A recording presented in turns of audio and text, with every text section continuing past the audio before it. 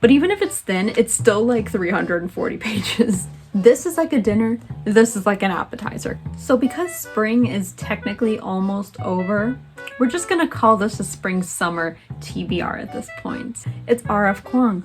When does she write a happy story? Never.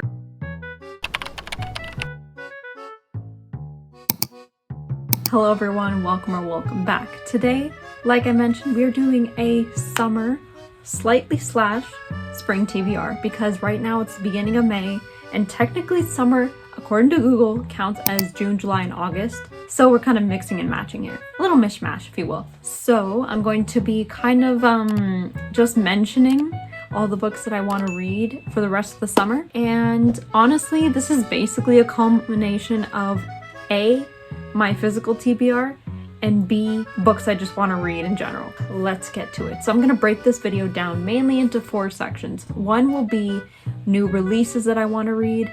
Number 2 will be series that I want to get into. Number 3 is going to be series that I need to finish that I have. And then number 4 is going to be general standalone novella type books. P.S. If you hear noise, it's because my laptop here is trying to download a video, but it's literally been taking 2 days. Oh yeah, by the way, I got a new haircut. So what did I say with section 1? New releases. Okay, so I have a little cue card because I can't remember it myself. The first one, by no surprise, is going to be The Brothers Hawthorne, which is essentially the newest and upcoming release to the Inheritance Games trilogy. Let me bring it out. I actually have it sitting on my desk. So The Inheritance Games is a lovely trilogy written by Jennifer Lynn Barnes. If you didn't know, YA mystery, quote-unquote thriller. Not really thriller though. But it's essentially about this girl, Avery, who inherits billions of dollars from a random stranger she doesn't know anything about. Fast forward, the stranger dies, she inherits all the money, his family is pissed about it, and they're basically on a quest to find out why is it her, and then so on and so forth about their inheritance.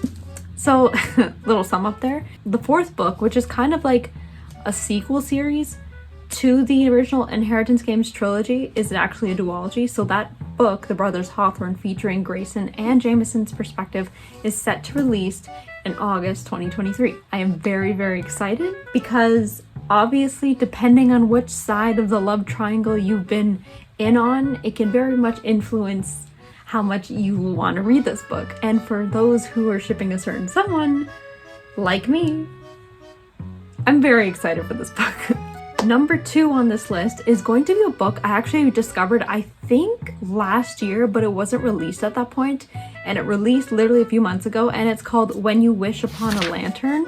And basically, it has the most beautiful cover of like lanterns filling the sky, like picture Tangled, but envisioned in a modern day setting with pretty lanterns, and it's like YA and it's romance. It's really cute. Like, it just looks so pretty from what it's described. And I heard that it actually integrates a bit of, I think, Chinese culture or East Asian culture of some sort into the plot of the story, especially because the characters themselves are Asian, I believe, which is something I'm very much looking forward to. A, because aesthetically it's very pretty, and B, who doesn't love lanterns? Okay, number 3 on this list, and actually the concluding book to this little section, is going to be Kiki's Delivery Service by the author's name I do not know of. I'm sorry. All I know is that it was made into a Studio Ghibli film. Very popular. Fun fact is that I actually just finished watching Howl's Moving Castle, literally my first Studio Ghibli movie, and I actually really enjoyed it. Obviously on Netflix, it's more of the remastered version. It's updated, they up the quality of it a bit, but generally animation is the same for all of it, which is so unique and different from other animation studios I've seen. But I'm really excited to get into Kiki's Delivery Service. If it's anything like Howl's story was kind of made out to be and how pretty it was, I'm going to be very excited for it. Especially because the music and the landscape of everything is just so pretty. Okay, so that basically concludes my new releases section of this TBR. Next, I want to discuss my section dedicated to finishing series that I have collected and started but not finished. So I have it set over here. I think, is it just, yeah, it's just these 4.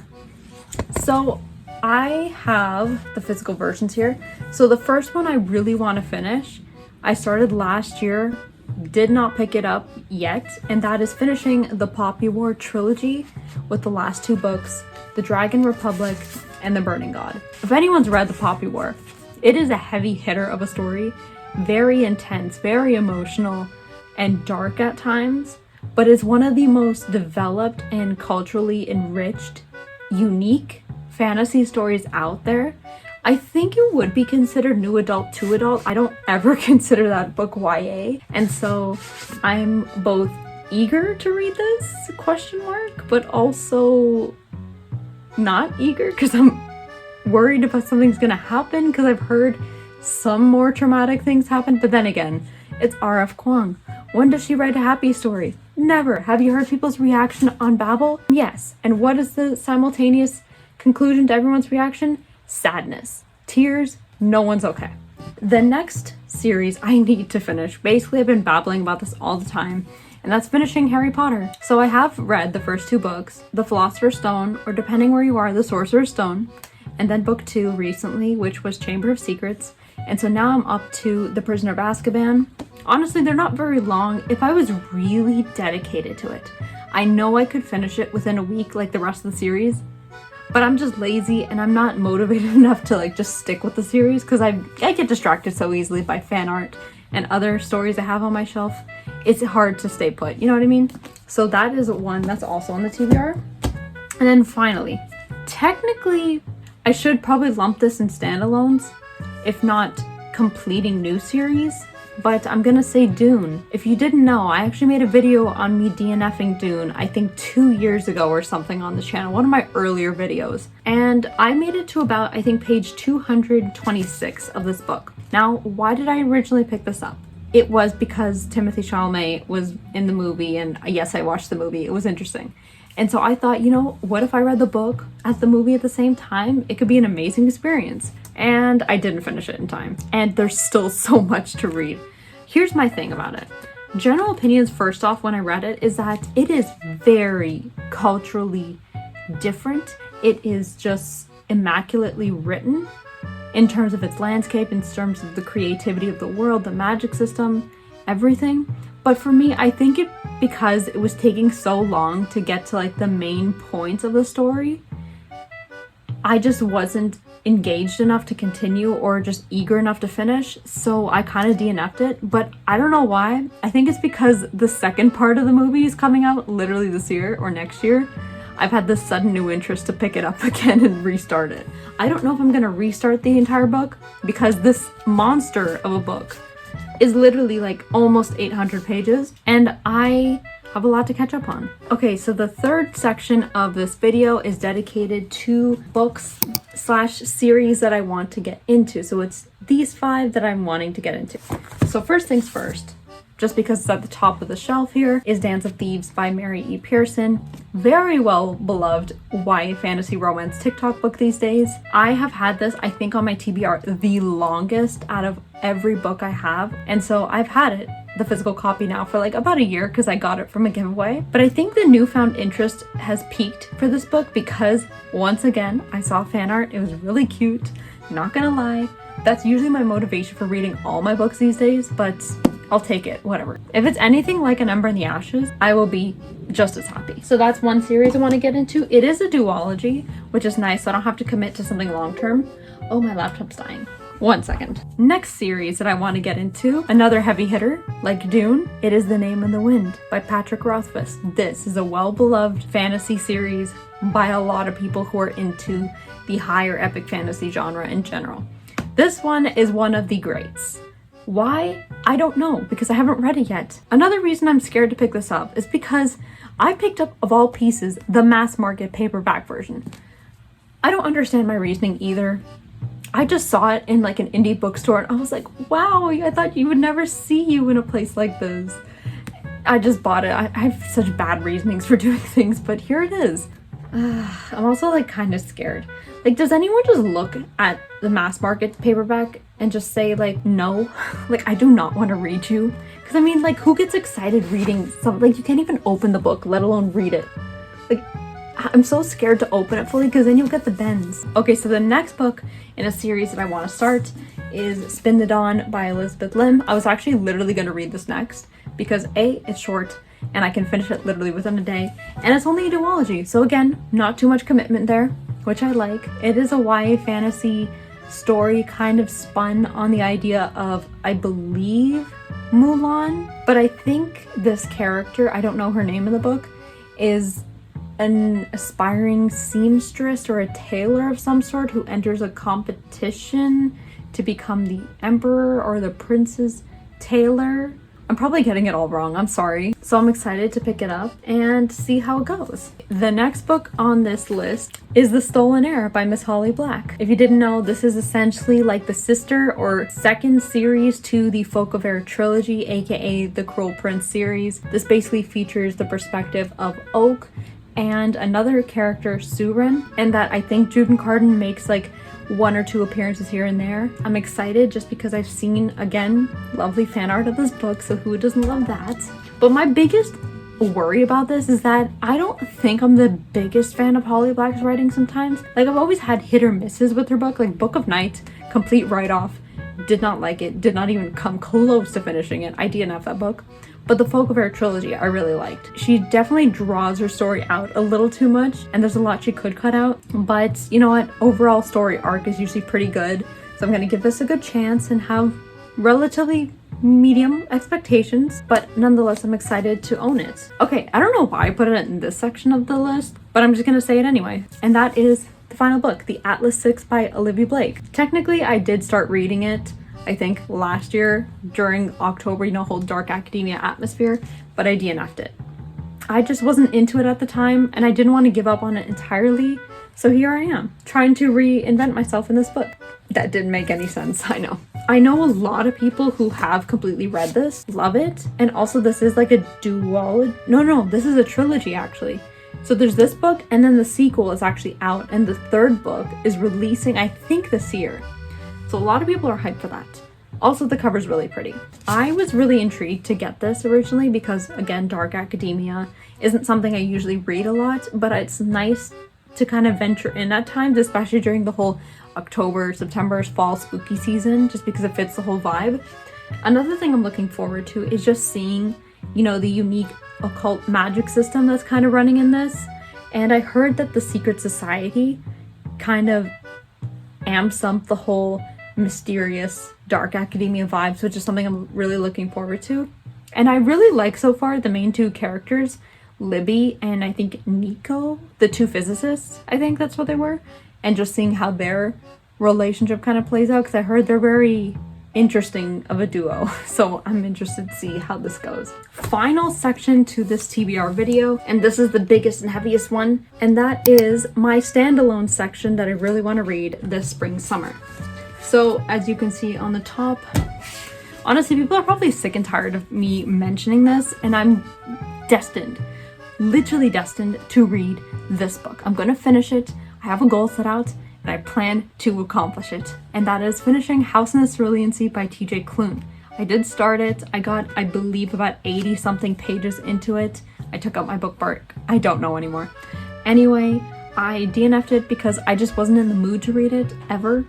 And so I think in the beginning it was a little slow, so I didn't really get much into what was happening other than the fact that Linus Baker was assigned to go check out and investigate this orphanage that had these magical children and a mysterious headmaster. That's all I got from it so far.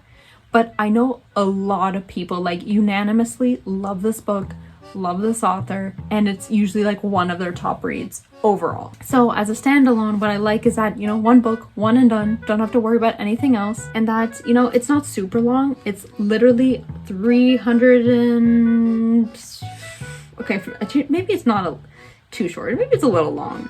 396 pages for this book. The next 2 books specifically that are on this list are both Pulitzer Prize fiction books. One is All the Light We Cannot See by Anthony Doerr. I have been wanting to read this book for a long time. I don't know if you know this, but I actually did start reading about 50 pages worth into this book when I checked it out from the library, and I was hooked. I couldn't really get into more past that simply because I was just overwhelmed with schoolwork at the time, and so I just really didn't have the time to read it or just wanted to like distract myself, so I had to return it, unfortunately.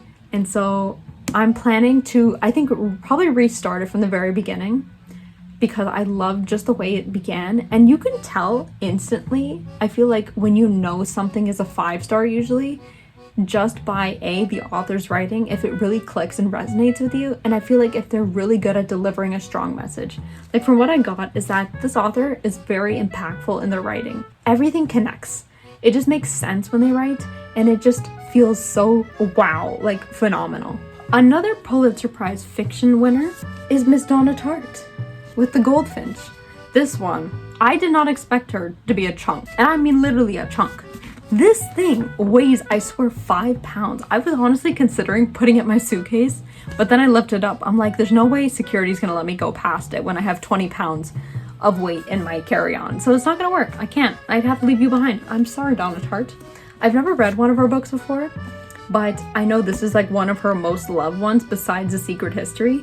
And I'm very interested in how this is going to play out because like the other book, All the Light We Cannot See, this is also a historical fiction type of book that's set in, I believe, post-World War II. And it's about this painting called the Goldfinch that kind of got lost or escaped a museum after a boy kind of picked it up when an explosion happened. And it's supposed to help him and his family in some sort of way. I don't know if I'm recalling it right. That's just like what I generally know. But honestly, it's like hurting my arm how heavy it is.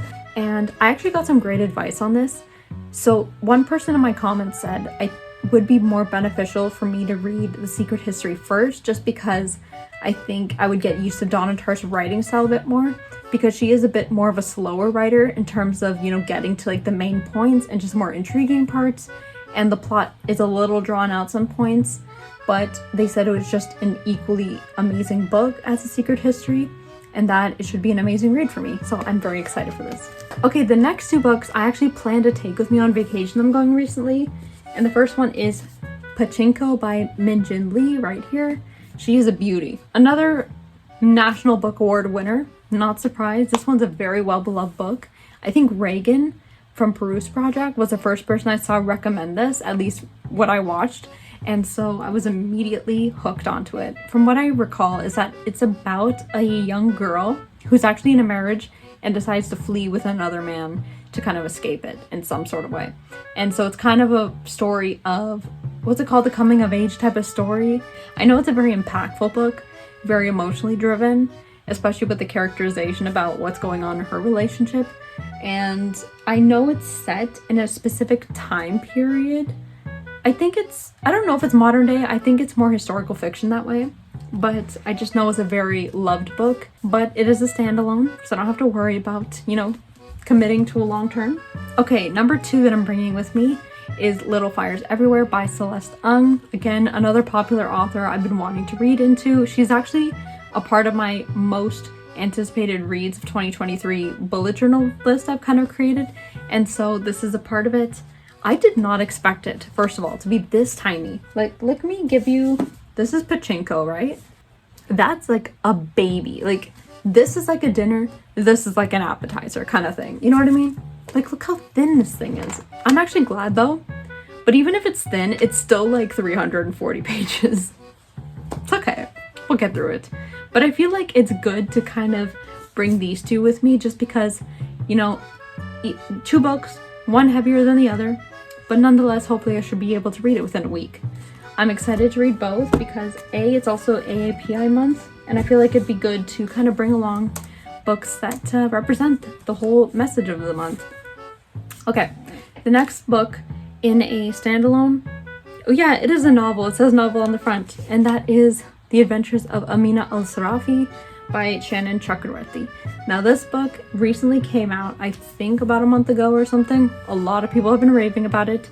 A, because it is a beautiful cover, and C, because it's an amazing story. So what I found out is that this is actually set in the same world as her City of Brass series, but like 1,000 years in advance. So it's like a prequel story, if you will. But I'm wondering, like, do I read this now or do I wait to read City of Brass? Because I don't want to get spoiled in case she like mentions certain things, tidbits right here and there. That's what I'm worried about. Because I know some authors do that with prequel stories. Like they tease a little bit, but it's like, I think I should be okay. Not many people said anything about spoiler warnings. so I might be okay. But what I know is that the main character, she's a mother, and she goes on some adventure, like she's a pirate, and then she encounters like these jinn that kind of, you know, come in her path, and she has to thwart them, so on and so forth. I just heard it's like the swashbuckling, very interesting piratey story, which sounds so interesting. It's all about the adventure. Reminds me of One Piece in a very dark way, but it sounds amazing. Like, I love it when you can convey the story and just how amazing it'll be by the cover alone. Like, this just looks so beautiful. The final book on this list of standalones on my TBR is Between Two Kingdoms by Salika Jaoud. This one is a memoir written by, again, Salika Jaoud, and it's basically about her story involving, I think, finding out that she I don't know, it's not, contracted isn't the right word, but like developing or kind of realizing she had cancer.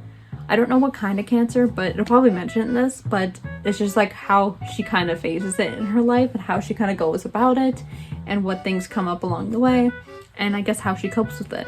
So I'm excited because this is actually the first memoir I've ever really picked up, and this one just really, you know, gravitated my attention because I've heard a lot of really good reviews about this. It's a little emotional, but I heard it's just an overall really impactful read. So that basically concludes my spring/summer TBR, whatever you want to call it. Thank you so much for watching, and let me know what's on yours. Peace out, Girl Scouts.